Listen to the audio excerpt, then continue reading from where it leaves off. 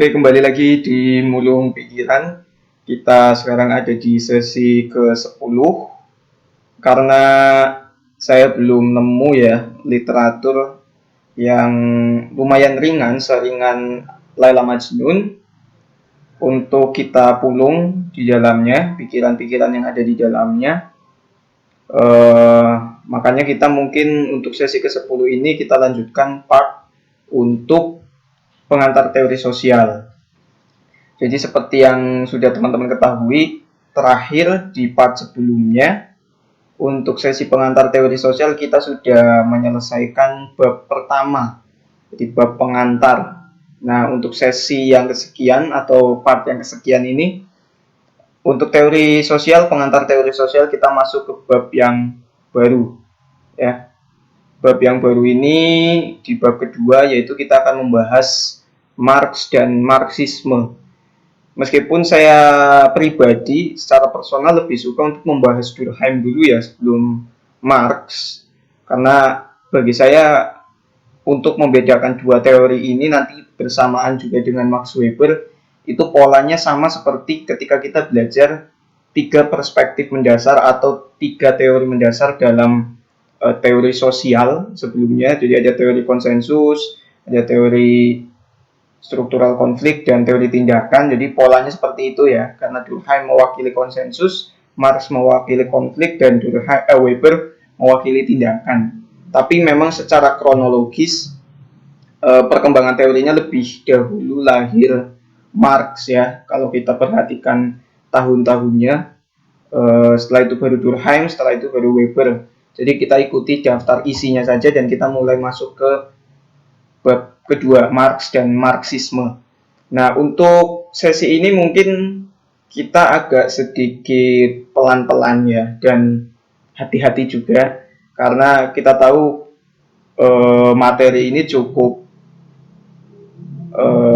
kontroversial dan cukup apa ya, saya lupa istilahnya itu apa, sensitif ya, sensitif bagi masyarakat Indonesia khususnya, meskipun kita sebenarnya untuk teman-teman filsafat, teman-teman sosiologi, teman-teman sejarah mungkin tidak asing dengan materi ini gitu loh.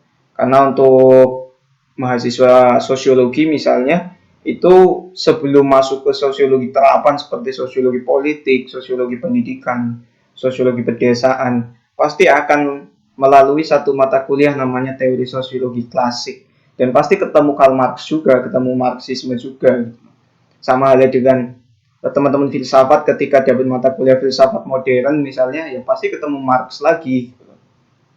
Teman-teman sejarah juga begitu, dalam perkembangan pemikiran di dunia ya, salah satu tokoh yang cukup menggebrak dunia pada masanya ya, yang mengubah corak berpikir yang sebelumnya terlalu filosofis, terlalu melangit, lebih sosiologis, filsafat yang lebih sosiologis gitu, lebih membumi, lebih berorientasi pada emansipasi masyarakat ya. Jadi sifatnya emansipatoris, sifatnya membebaskan teorinya. Tidak lagi bicara soal dialektika kayak Hegel misalnya, atau akal budi di Immanuel Kant gitu kan.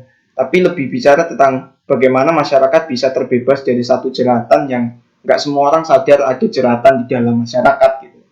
Nah, materi ini sebenarnya bukan materi yang cukup asing bagi beberapa prodi, khususnya seperti yang saya sebutkan sebelumnya. Namun memang agak sensitif bagi kalangan awam ya, karena ada kisah-kisah sejarah tertentu yang mungkin memang kelam di Indonesia, khususnya berkaitan dengan Marxisme. Meskipun itu sebenarnya hanya varian dari Marxisme gitu. Itu disebut sebagai neo-Marxisme. Jadi heboh-heboh komunisme di dunia di Indonesia itu sebenarnya setelah Marxisme aslinya gitu. Jadi dia bagian dari neo-Marxisme sebenarnya. Nah, bagaimana kita bisa takut, bagaimana kita bisa anti terhadap Marxisme dan ideologi-ideologi kiri, sedangkan kita nggak tahu titik mana yang kita takuti, titik mana yang berbahaya. Nah, di sini kita selain memulung pikiran juga kita akan memperhatikan titik-titik mana yang membuat Marxisme dan khususnya neo-Marxisme nanti itu cukup menakutkan di masanya dan sampai hari ini. Dan titik-titik mana yang terlihat utopis, titik-titik mana yang berpotensi untuk melahirkan konfrontasi fisik ya, peperangan dan macam-macam. Sebenarnya ada titik-titik itu memang Marxisme itu memang punya unsur-unsur yang berpotensi melahirkan hal-hal semacam itu ya. Tapi tentu kita jangan kemudian takut di awal dan nggak mau belajar gitu ya. Setidaknya kita tahu titik-titik mana yang berpotensi untuk melahirkan sebuah keburukan dalam Marxisme, sehingga kita bisa jauh lebih kritis ketika ada narasi-narasi yang bersifat Marxian, bersifat Marxis gitu, dan seterusnya. Gitu. Tapi kembali lagi, materi ini sebenarnya bukan materi yang asing dan bukan materi yang menakutkan juga sebenarnya, karena kalau sudah paham sebenarnya kita bisa tahu Marx ini pada zamannya itu cukup baik ya, dalam arti cukup baik itu adalah dia mengubah satu mindset berpikir filsuf khususnya para pemikir untuk lebih concern dalam kehidupan masyarakat dan tidak sibuk dengan pikirannya sendiri seperti rasionalisme gitu kan. Nah, kita akan belajar itu di sini. Nah, untuk bab atau subbab awal atau poin-poin awal yang akan saya sampaikan ini, kita masih pengantar ya, pengantar Marx dan Marxisme. Tapi saya tidak akan mendongeng di sini siapa itu Marx, dia punya anak berapa, istrinya berapa gitu, enggak. Dia lahir di mana dan sebagainya, enggak, karena kebetulan di dalam buku ini juga tidak menjelaskan itu, dan mungkin butuh buku yang lain ya. Kalau misalnya seperti di Franz Magnis itu jauh lebih komplit ya, karena ini pengantar dan kompilasi teori, tentu hal-hal semacam itu dikesampingkan dan lebih fokus pada inti teorinya saja. Dan yang akan saya sampaikan di pengantar ini juga seperti itu. Jadi kita akan bicara karya-karya utamanya dan sedikit pendahuluan untuk masuk di Marx dan Marxisme. Oke, kita langsung masuk saja ya di karya-karya utama dari Karl Heinrich Marx. Jadi Marx ini lahir di Jerman ya, tanggal-tanggalnya teman-teman bisa cari tahu sendiri ya. Ya, sebenarnya secara detail itu ada perbedaan yang menarik ya antara Marx muda dan Marx tua, di mana Marx muda ini jauh lebih filosofis ya, humanis juga, tapi Marx muda nanti jauh lebih pragmatis, praktis, dan berorientasi pada politik gitu. Saya kurang tahu juga latar belakang keluarganya seperti apa dan macam-macam, tapi dia punya seorang sahabat yang cukup setia sampai akhir hayatnya bernama Friedrich Engels ya, yang menemani dia menulis beberapa karyanya seperti Das Kapital dan Manifesto Komunis misalnya, dan melanjutkan pikirannya itu untuk kemudian disebarkan sebagai sebuah teori ya. Dan setahu saya juga Marxisme atau Marx, pikirannya Marx kemudian menambahkan imbuhan isme itu adalah tafsiran dari Engels itu sendiri, atau itu penyebutan Engels untuk teorinya Marx, teori sosial yang Marx ya. Meskipun Marx sendiri sebenarnya tidak ingin ada imbuhan isme di belakangnya dan jadi semacam patron dalam perkembangan pemikiran gitu. Ada beberapa poin-poin atau informasi-informasi semacam itu. Dan nanti Friedrich Engels kemudian ditafsirkan berikutnya dan melahirkan teori-teori neo-Marxisme yang lain. Nah, kita bisa lihat ada 8 karya intinya ya. Entah itu di luar ini masih ada karyanya, teman-teman bisa cari sendiri ya. Yang pertama ada The Poverty of Philosophy, kemudian The Communist Manifesto, ini nanti yang melahirkan gagasan-gagasan yang bersifat revolutif, ya, social movement misalnya. The 18 Brumaire of Louis Bonaparte, kemudian Grandize atau Outline of a Critique of Political Economy. Kemudian yang kelima ada Preface to a Contribution to the Critique of Political Economy. Kemudian Theories of Surplus Value, ini yang saya sebut sebelumnya ya di subbab terakhir di bab pertama sebagai teori nilai lebih dalam kapitalisme, yang menjadi inti kenapa kapitalisme ini bisa cukup powerful dan punya capital yang selalu bahkan bertambah ya.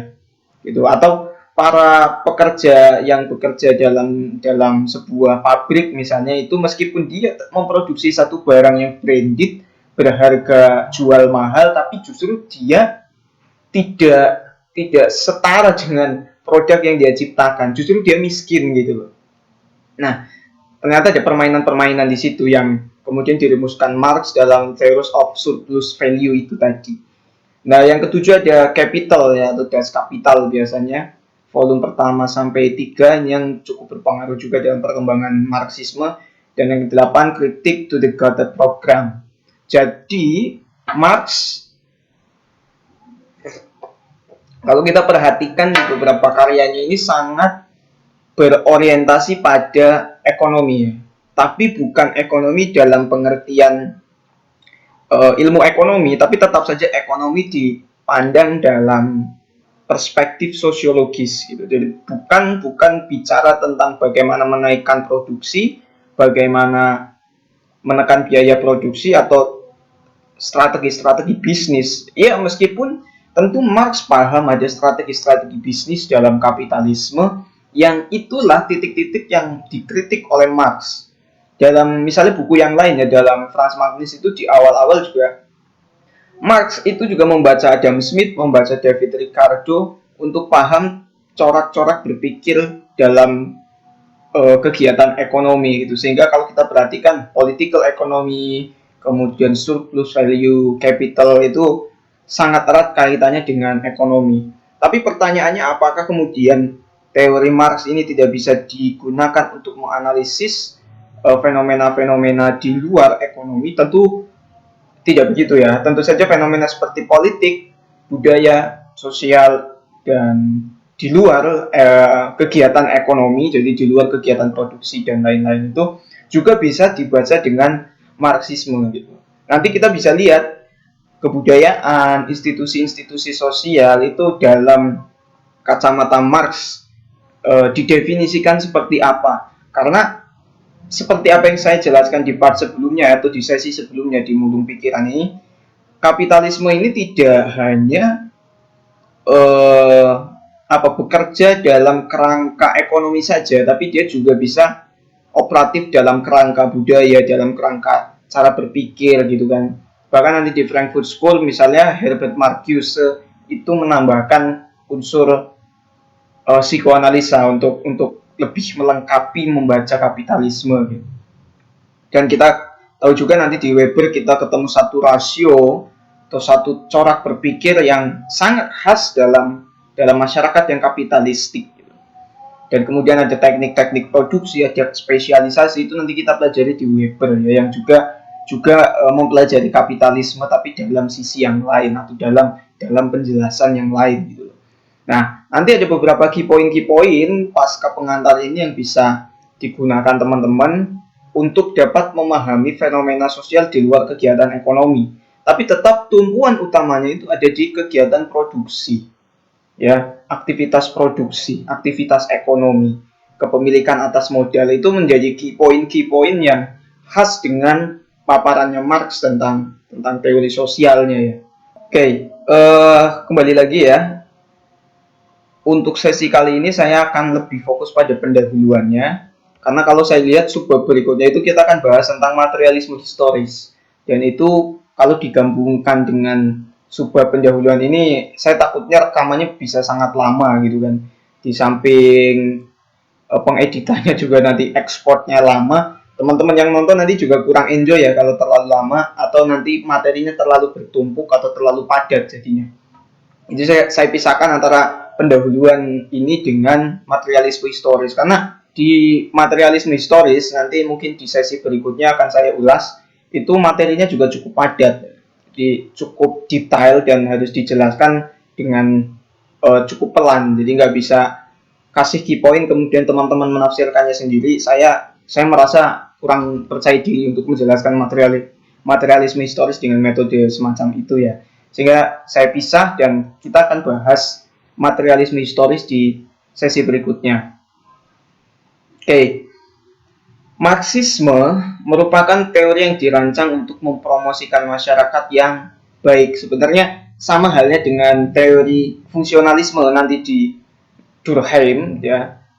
Di Durkheimian itu juga asumsinya ya mempromosikan masyarakat yang baik. Jadi berusaha menciptakan satu pola masyarakat yang sebaik mungkin karena pada saat itu dianggap kurang baik ya. Nah, kemudian Marxisme ini juga merespon dan juga pada dasarnya sekaligus bagian dari modernitas. Saya sudah jelaskan di part sebelumnya, di sesi sebelumnya tentang apa itu modernitas. Teman-teman bisa cek di description atau cek di video-video yang sudah saya upload sebelumnya ya tentang materi modernitas dan sosiologi. Jadi dalam Marxisme ini ada keyakinan bahwa masyarakat dapat ditransformasi menjadi jauh lebih baik. Apakah masyarakat pada saat itu dianggap kurang baik? Iya, karena ada hegemoni kapitalisme di dalamnya yang cukup berpengaruh ya. Selain terjadinya pengisapan dalam surplus value-nya, dalam pengertian surplus value, tapi juga nanti punya pengaruh yang cukup signifikan dalam kehidupan masyarakat. Nah, nanti kita ketemu sebenarnya pelan-pelan, sangat pelan. Di setiap subbabnya nanti ada tentang industri kebudayaan, macam-macam, institusi keluarga, institusi politik, institusi pendidikan juga itu dipengaruhi oleh kapitalisme. Jadi kalau kita beranggapan kapitalisme itu hanya bekerja di dalam industri atau di dalam pabrik atau di dalam kegiatan ekonomi seperti pasar, mall, macam-macam itu, tidak. Dalam Marxisme dia juga memengaruhi variabel-variabel di luar ekonomi gitu. Ya nanti kita ketemu di suprastruktur. Biasanya suprastruktur itu bagian dari yang dipengaruhi oleh ekonomi. Oke. Keyakinan Marx ini disandarkan pada keterikatan individu dalam organisasi sosial. Jadi perlu diperhatikan ya bahwa key point dalam Marxisme ini berorientasi pada struktur sosial. Ya, jadi bukan individu seperti dalam teori tindakan, tapi struktur sosial. Jadi nanti sama halnya dengan Durkheim, Marx dan Durkheim ini fokus pada bagaimana mengubah tatanan sosial secara makro. Jadi mengubah tatanan sosial ya dalam lewat strukturnya, bukan lewat individunya. Karena individu ini ya produk dari struktur sosial yang ada gitu. Cuma bedanya nanti di Durkheim, struktur itu memang sudah ada bahkan sebelum kita lahir gitu kan. Tapi kalau di Marx, struktur itu ya by design. Sudah ada yang mendesain. Dan yang mendesain itu dalam pengertian Marxisme ya kapitalis. Karena nanti dalam pengertian teori yang lain itu bisa berbeda. Misalnya dalam feminis, dalam Pierre Bourdieu, itu beda. Tapi kalau dalam Marxisme tentu segala macam kerusakan, kesurangan kehidupan masyarakat Eropa pada saat itu ya biang keroknya kapitalisme. Biang keroknya para pemilik modal. Jadi seperti itu ya. Jadi teorinya bersifat struktural, bukan bersifat individual. Jadi kita tidak akan bicara tentang tafsir-menafsir dalam Marxisme, tapi kita lebih bicara bagaimana mengubah struktur sosial. Ya. Kemudian potensi pencapaian individu berkaitan dengan aktivitas ekonomi atau produksi dari suatu masyarakat. Seperti apa yang sudah saya katakan tadi, Marx itu fokus pada aktivitas ekonomi khususnya produksi ya. Jadi tidak juga bicara tentang distribusi dan konsumsi. Nah, konsumsi itu nanti biasanya dibicarakan oleh salah satu filsuf postmodern, tokoh sosiologi modern juga namanya Jean Baudrillard. Dia mengkritik bahwa atau mengupgrade juga dalam Marxisme ini bahwa kehidupan masyarakat sekarang sudah lagi tidak bertumpu pada aktivitas produksi tapi pada aktivitas konsumsi. Oke, jadi aktivitas ekonomi yang akan dianalisis dalam Marxisme ini adalah aktivitas produksi. Ya, jadi bukan distribusi atau konsumsi. Gitu. Atau nanti kalau kita ketemui dua fakta seperti distribusi dan konsumsi, mungkin itu juga bukan bagian dari fokus utama dari Marx. Karena fokus utamanya adalah aktivitas produksi dalam masyarakat yang bisa memengaruhi tatanan sosial masyarakat. Nah, dalam aktivitas ekonomi atau aktivitas produksi ini nanti muncul konsep-konsep seperti determinisme ekonomi, alienasi, misalnya kan. Determinisme ekonomi itu adalah asumsi bahwa ekonomi menjadi unsur penentu dari berbagai macam variabel kehidupan manusia. Jadi nanti mungkin kita ketemu ya, apa itu determinisme ekonomi di suprastruktur misalnya nanti, atau di infrastruktur. Jadi suprastruktur itu adalah variabel yang dipengaruhi oleh ekonomi, sedangkan infrastruktur ya ekonomi itu sendiri. Ya, sedangkan nanti alienasi adalah keterasingan yang terjadi dalam praktik kapitalisme. Ya, khususnya keterasingan yang dirasakan oleh proletar, oleh kelas pekerja, atau oleh masyarakat yang dieksploitasi oleh kapitalis. Jadi kondisi individu itu baik dia akan bahagia, baik dia akan galau, suram, gelisah, dan macam-macam itu selalu berkaitan dengan aktivitas ekonomi dan produksinya. Sebenarnya yang paling sederhana adalah kalau kita punya uang banyak, asumsinya pasti kita jauh lebih bahagia, gitu kan.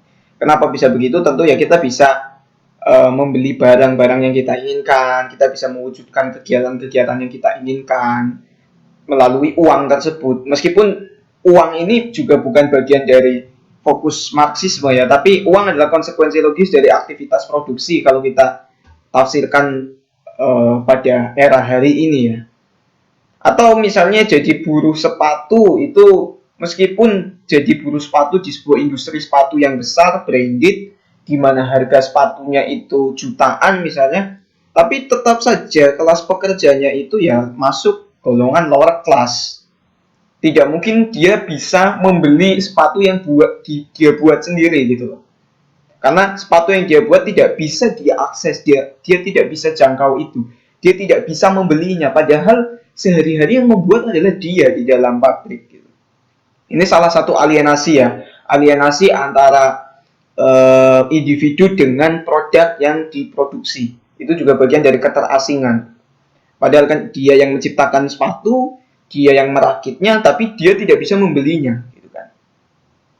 Nah, jadi kan ditambah dengan kebutuhan-kebutuhan ekonomi buruh misalnya yang kurang terpenuhi dengan upah yang minimum, sangat minimum. Nanti dalam surplus value kita bahas tentang kenapa pengupahan bisa cukup berpengaruh dalam kehidupan buruh gitu ya, dan kenapa selalu ada demonstrasi berkaitan dengan kenaikan upah misalnya.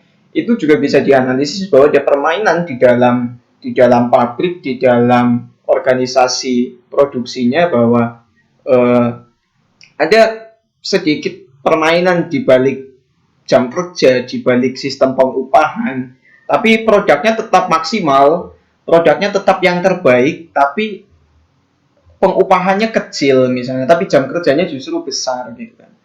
Nah, buruh yang suram, yang sengsara, yang gelisah, yang galau ini, kenapa dia bisa sampai segalau itu ya karena aktivitas produksi yang dia lakukan di dalam pabrik. Ya.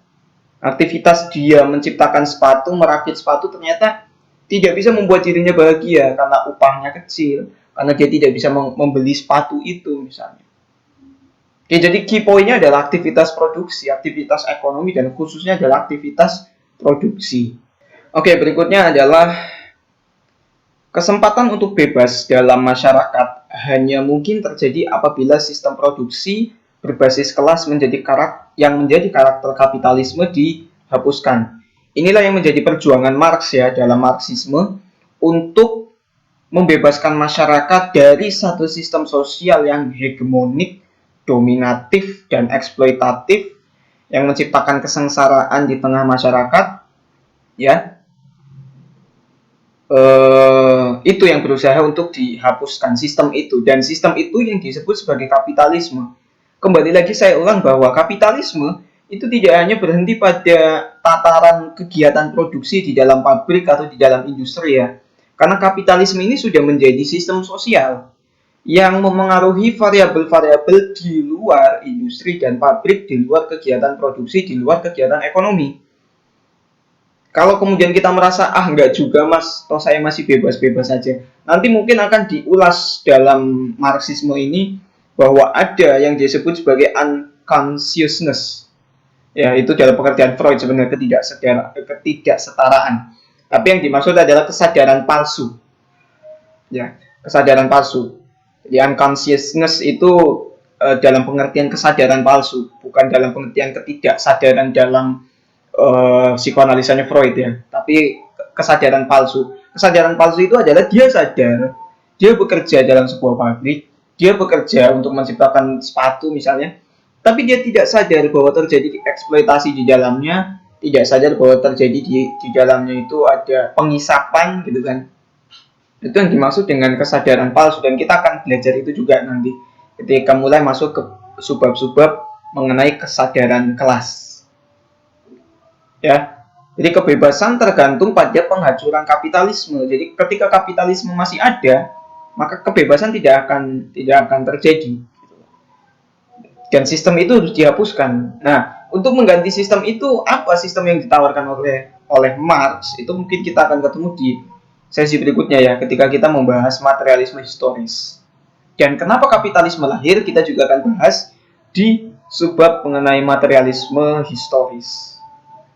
Nah, jika masyarakat sadar pada penghancuran kapitalisme sebagai sebuah key point ya untuk menciptakan kebebasan dalam kehidupan sosial, maka mereka akan membuka pintu kebebasan dengan melakukan tindakan politik. Biasanya tindakan politik yang dimaksud adalah revolusi. Ya, jadi bukan tindakan politik dalam arti melakukan pemilu ya, tapi social movement. Ya, jadi revolusi untuk menghapus kelas, khususnya dualisme kelas yang cukup binary opposition ya kalau saya bilang gitu. Antara bourgeois dan proletar, di mana bourgeois jauh lebih superior dan proletar yang inferior gitu.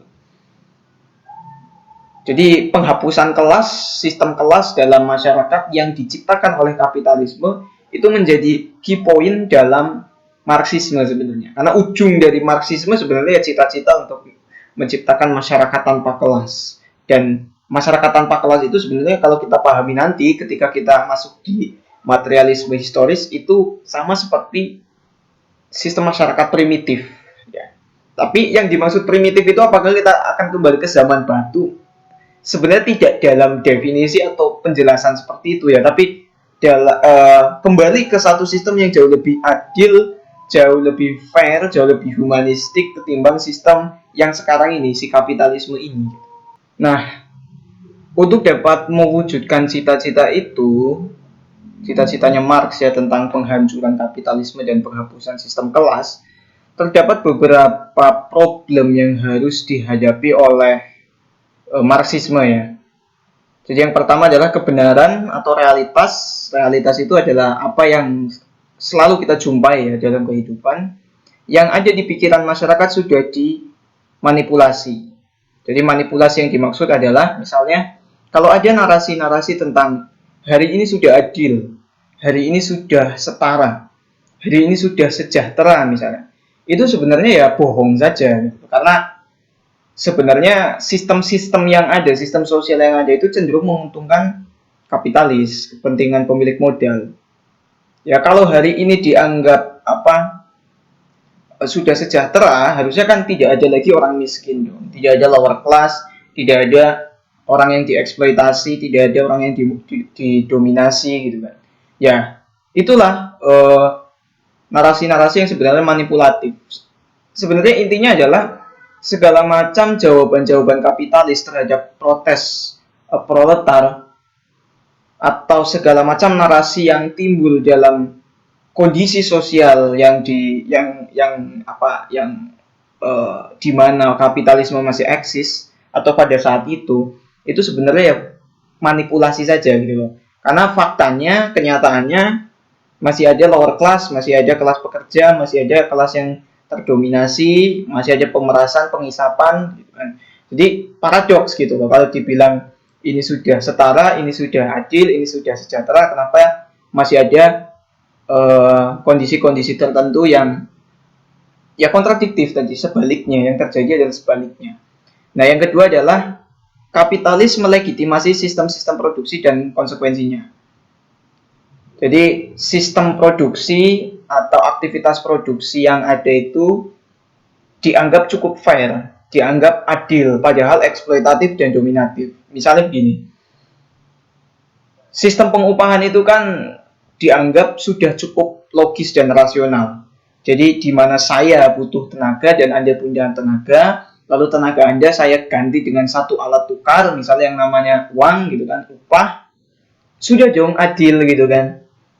Kecuali Anda tidak saya upah, ini terjadi perbudakan gitu. Kalau perbudakan tentu tidak baik, justru buruk gitu kan. Tapi kan tidak, yang terjadi kan tenaga Anda saya ganti oleh satu alat tukar, oleh upah gitu kan.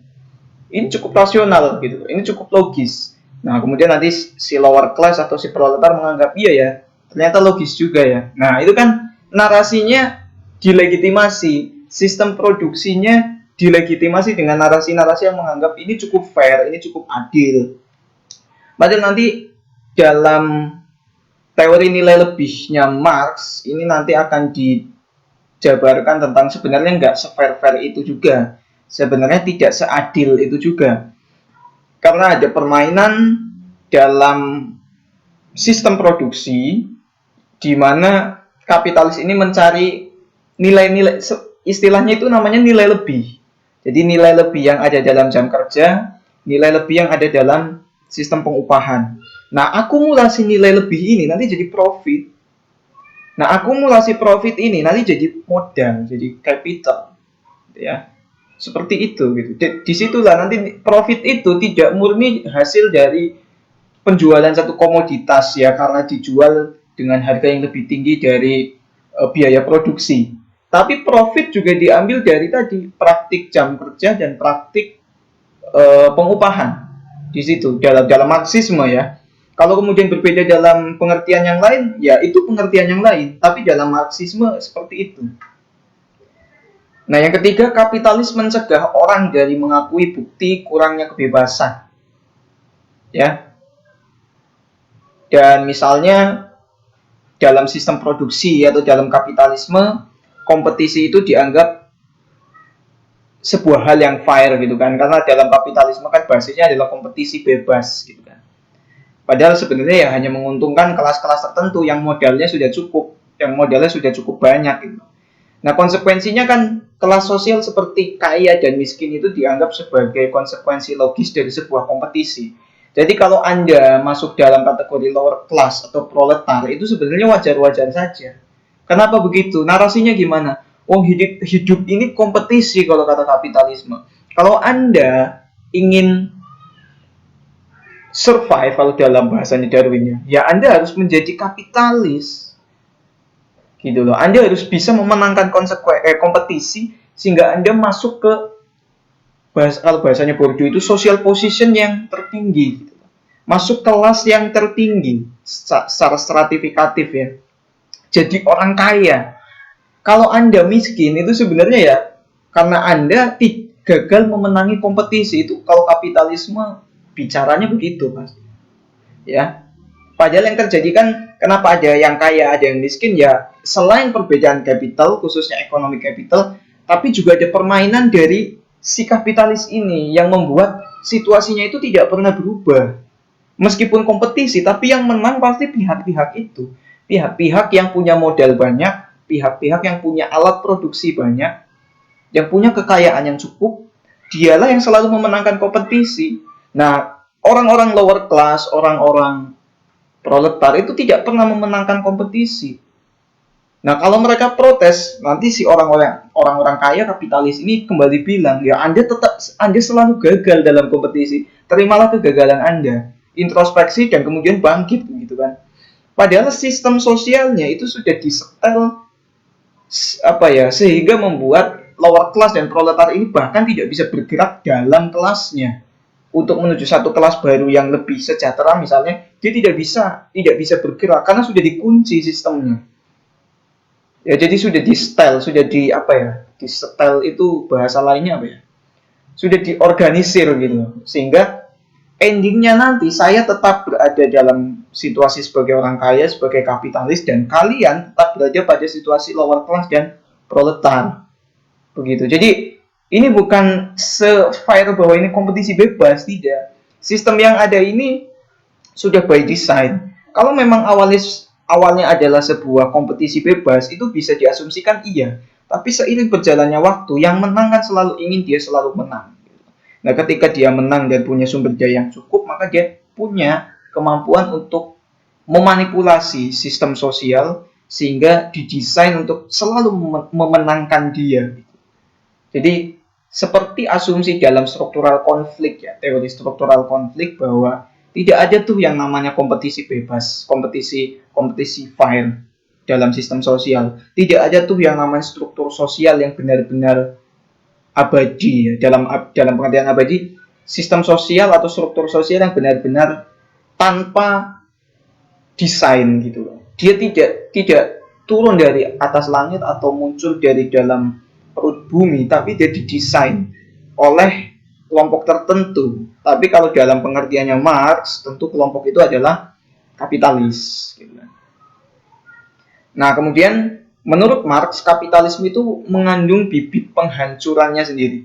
Jadi nanti ketika kita masuk subbab kesadaran kelas, nanti kita bisa paham sebenarnya secanggih-canggihnya kapitalisme untuk mengorganisir dan mensetel gitu. Mensetel apa ya? Ya mengorganisir sistem sosial atau struktur sosial sehingga selalu memenangkan dirinya. Kata Marx, enggak. Dalam tubuh kapitalisme itu ada semacam kanker, ada semacam bibit yang sebenarnya dia bisa membunuh dirinya sendiri. Kita hanya perlu memantik bibit itu. Meskipun nanti sebenarnya ramalan Marx tentang kehancuran kapitalisme ini utopis ya, dan sampai hari ini tidak terjadi karena kapitalisme berevolusi dengan cukup baik dan kebetulan Marxisme dimusuhi oleh sebagian negara ya, sebagai sebuah ideologi yang cukup radikal gitu, sehingga tidak ada perangkat atau perkakas pemikiran, perkakas teori yang bisa menghantam kapitalisme khususnya di era postmodern. Nah, nanti Marxisme di dalam neo-Marxisme lebih didetailkan lagi dan di-upgrade lagi untuk diperhatikan titik-titik mana yang tidak dilihat oleh Marx. Tapi ini masih jauh ya sebenarnya. Kita baru pengantar, tapi saya udah bilang tentang apa itu neo-Marxisme. Oke, mungkin itu dulu ya untuk mulung pikiran sesi ke-10. Sesi berikutnya nanti kita akan masuk satu materi yang cukup rumit ya, ya cukup menantang lah. Materialisme historis, meskipun sebenarnya kalau kita pelan-pelan kita bisa sedikit demi sedikit untuk memahami apa itu materialisme historis, karena di beberapa literatur materialisme historis dan materialisme dialektis itu menjadi key point yang membangun dasar pemikiran Marxisme ya. Dan semoga saya bisa menjelaskannya dengan cukup baik dan mudah dipahami, sehingga mudah dipahami oleh teman-teman sekalian. Nanti saya akan lihat lagi materinya, kalau ternyata materialisme historis bisa cukup dijelaskan dalam waktu yang tidak begitu lama, maka akan saya sambung dengan subbab yang lain yaitu suprastruktur. Sehingga kita bisa cepat selesai sebenarnya, tapi sebenarnya saya tidak mengharapkan kita terlalu terburu-buru ya dalam belajar teori sosial. Yang penting kita dapat key point-nya, kita menikmati bagaimana gameplaynya seperti apa, seperti main Resident Evil, seperti main games-games yang lain, kita nikmati cara permainannya, tantangan-tantangannya khususnya dalam memahami teori sosial. Dan tidak kalah penting adalah memulung pikiran-pikiran yang sekiranya nanti bisa punya andil yang cukup untuk membuat diri kita menjadi pribadi yang lebih baik, selalu mengarah ke kebaikan. Meskipun alat yang kita pakai Marxisme atau nanti kita ketemu Durkheim, Michel Foucault misalkan, atau beberapa teori yang cukup atau punya reputasi yang tidak begitu baik dalam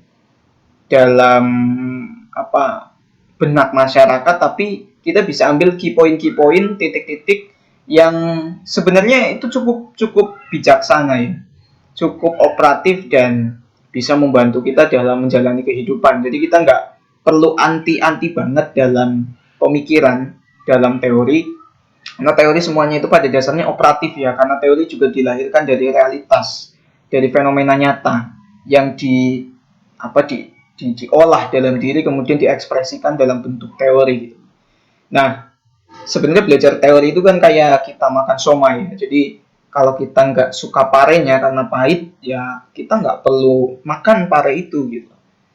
Tapi kita tahu pare bentuknya seperti itu, warnanya hijau, rasanya pahit gitu kan.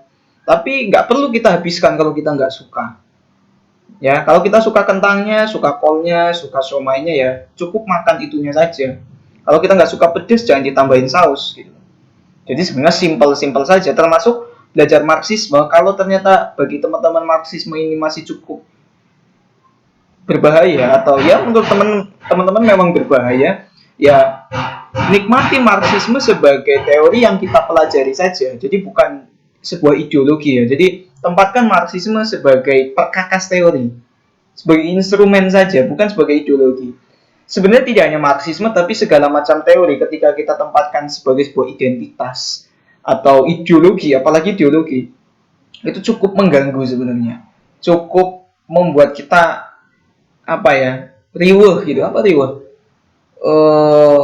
Ya mengganggu lah. Karena apa? Segala macam realitas itu bunyinya atau tidak bisa hanya dipandang, tidak bisa hanya dilihat dengan kacamata Marxisme gitu.